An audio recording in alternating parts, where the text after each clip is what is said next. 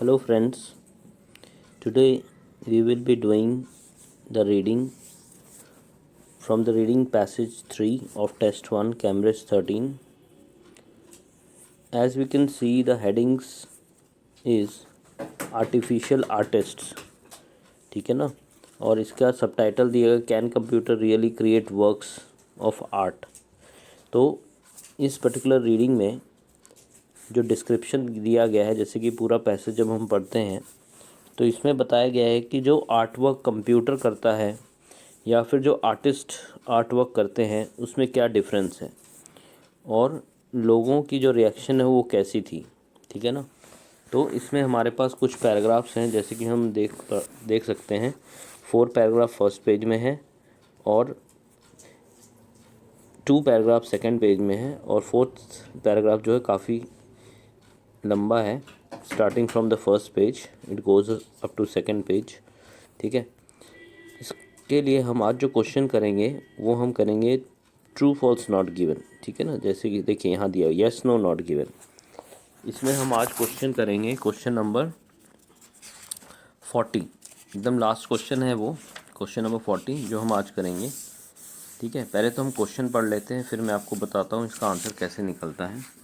Question में दिया गया है Justin Kruger's finding cast doubt on Paul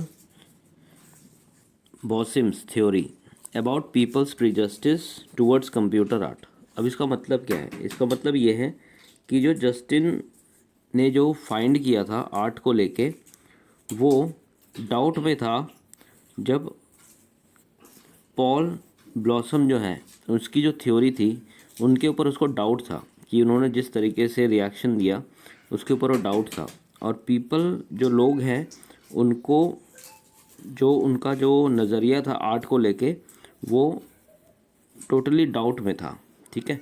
ये दिया गया। तो हमारा इसमें 2 कीवर्ड है, एक तो हमारा कीवर्ड है डाउट और दूसरा है कि जो जस्टिन किंगलर का जो फाइंडिंग है, ठीक है, 2 है। तो इसके लिए हम जाते हैं क्वेश्चन नंबर 40 का आंसर देखने के लिए पैराग्राफ में, और हमें इसका आंसर लास्ट पैराग्राफ में मिलेगा। अगर हम पढ़ते हैं पूरा पैराग्राफ पढ़ने के बाद मुझे जो इसका आंसर मिला वो लास्ट पैराग्राफ में मिला, ठीक है। लास्ट पैराग्राफ में अगर हम पढ़ते हैं इसका आंसर, देखिए लास्ट पैराग्राफ में लिखा हुआ है फर्स्ट लाइन में where does these prejudice come from, है ना। इसी के आगे में देखो मेंशन किया गया Paul Blossom of Yale University. Paul Blossom कहाँ के थे? येल यूनिवर्सिटी के थे।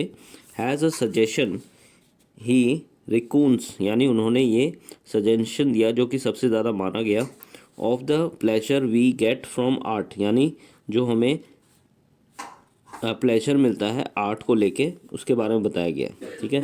From the creative process behind the work this can give it an irresistible essence says Blossom. अब यहाँ पर जस्टिन की भी बात की गई है, जो पॉल ब्लूम के बारे में बात किया गया जो कि येल यूनिवर्सिटी में है, और इसी के आगे में बताया गया कि वो आर्ट को लेके क्या उनका नज़रिया था। इसके आगे मेंशन किया कि meanwhile experiments by Justin Kruger of New York university, question में इसका नाम दिया हुआ था, has shown that the people enjoyment of an art work increases if they think more time and efforts was needed to create it. यानी इसमें ये बताया गया जो आर्ट वर्क को लेके जो नज़रिया था लोगों का वो काफ़ी अच्छा था और वो एन्जॉय कर रहे थे, ठीक है।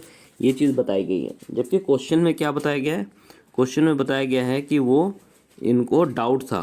देखिए जैसे क्वेश्चन में अगर हम पढ़ते हैं लिखा हुआ है ना, यहाँ पर बताया गया जस्टिन किंगलर का बारे में बताया गया, लिखा हुआ है कि Justin Kreider find cast doubts on Paul Blossom, जबकि वहाँ बताया गया है कि वो एन्जॉय कर रहे थे। तो ये आंसर बनेगा हमारा नो, ठीक है।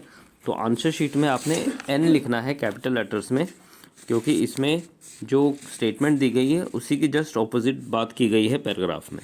तो ये हमारा जो है आंसर बनेगा नो। इसी तरीके से आपने येस नो नॉट गिवन 38 और 39 दोनों करना है। और एक चीज़ ध्यान रखें, येस नो नॉट गिवन में येस तभी आएगा जब ये पूरी statement same to same mention होगी, इसका मीनिंग मेंशन होगा। नो जो मैंने अभी आप या आंसर निकाल के आपको बताया।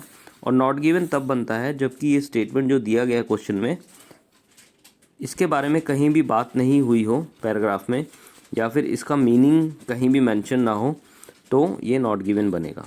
ठीक है, तो आप इसे ध्यान से पढ़ें और रीडिंग करें।